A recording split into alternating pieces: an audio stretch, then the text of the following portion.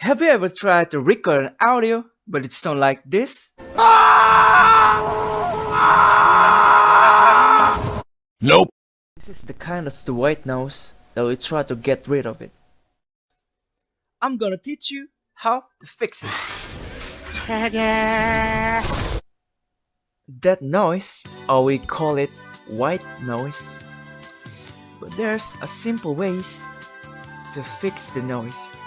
First, right click on your speaker, then open sound setting. Next go to device properties. Click additional device properties. Advanced, then enable the audio enhancement.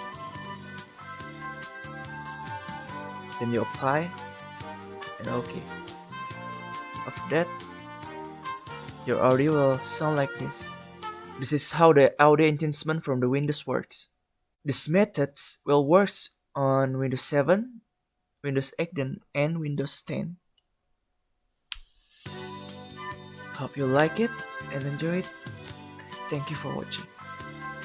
See you on the next episode.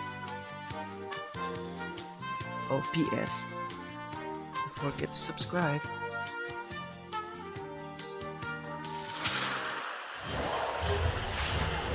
What?